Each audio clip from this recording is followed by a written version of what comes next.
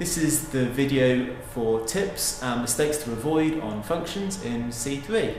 So the first tip is that you should understand why it is that when you apply the inverse function to a function, you get back to where you started from, you get back to x. This should make sense really. If you apply an inverse to the function, they're going to cancel each other out. If I square a number and then I square root it, I get back to where I started from. So this sort of notation should make sense. If I write it down the other way, the same will happen. If I apply a function to the inverse function, again, they're going to cancel each other out and I'm going to end up like that.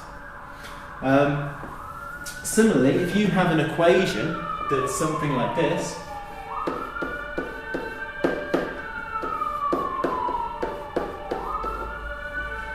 so g of x is equal to f minus 1 of x, I could apply the function f to both sides here. So if I do that, apply the function f to the left-hand side, I get fg of x. Applying the function f to the right-hand side, applying the function to its inverse will cancel out, and I'll just get x. And sometimes that's an easier equation to solve than what you had to begin with. So if you can understand this, it will help you to solve questions like that. The next tip is in terms of the domain. Now there's two ways that the domain can be restricted. The first way is if you are dividing, because you can't divide by 0. So you need to make sure that whatever you have on your denominator is not 0. So in this case here, I've got 2x plus 1 on my denominator. So that means that 2x plus 1 can't equal 0. So x cannot equal minus 1/2, because if it did, I'd end up dividing by 0. So that's one way that your domain can be restricted. The other way your domain can be restricted is if the function doesn't exist for that value. So for example, if I've got the square root of x, I can't square root a negative number. So x has got to be greater than or equal to 0. So my domain would be restricted in that sense for root x.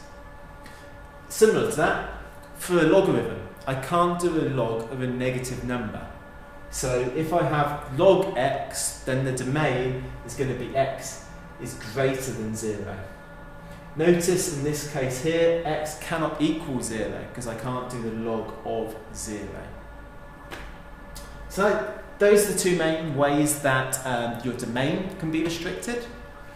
The range can be restricted for a number of different reasons, really. Most important thing for finding the range is you've got to sketch the function. Use all the work you've done on transformations of graphs, sketch the function, include the asymptote, especially for the exponentials, that's really important. Include the asymptote, and from there, if you look at the y-axis, you should be able to see what the range is going to be once you've sketched it. Watch my other video on the range and domain if you want more information about that. Just a tip on composite functions. If it says fg of x, you can think of that as f bracket g bracket x. Sometimes thinking of that in that way makes it a bit clearer and a bit easier for you. Just remember that the domain is all about the x, the range is all about the f of x. So when you're writing out the domain, make sure you're writing it down in terms of x. When you're writing down the range, make sure you're writing it down in terms of f of x. Quite often people make that mistake of getting those the wrong way around. Remember that when you find the inverse function, then the domain of the inverse function will be the range of the original function.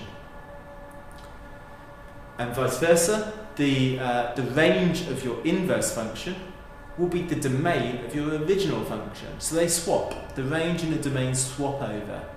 Because just remember that the inverse function is going to be the reflection in the line y equals x. So you can imagine that the x-axis becomes the y-axis becomes the x-axis. So you can see how the domain and the range swap.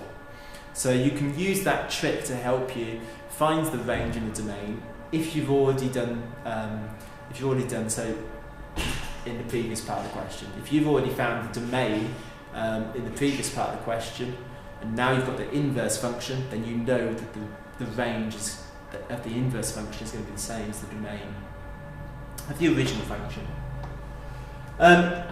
Last couple of tips in terms of exam questions. If the question says why doesn't the function have an inverse, then you say it's a many-to-one function.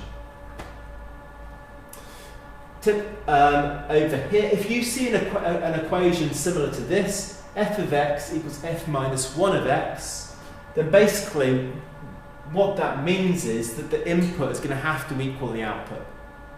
So f of x must equal x, which in this case here, I can just write down x squared minus 3 is equal to x.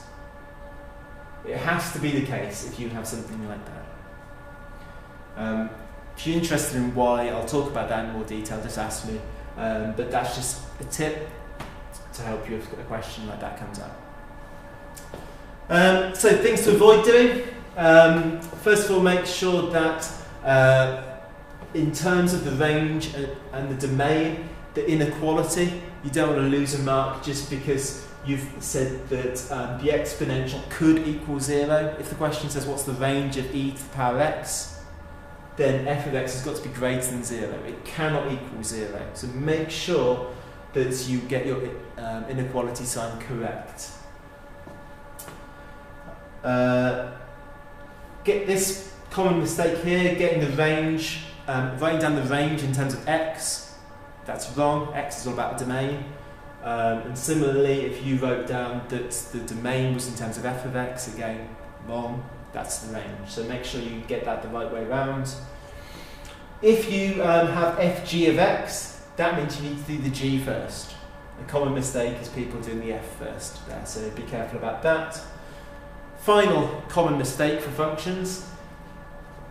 If I've got f of x equals ln x, if I've got f of x squared, that's me substituting x squared into the logarithm, into the ln.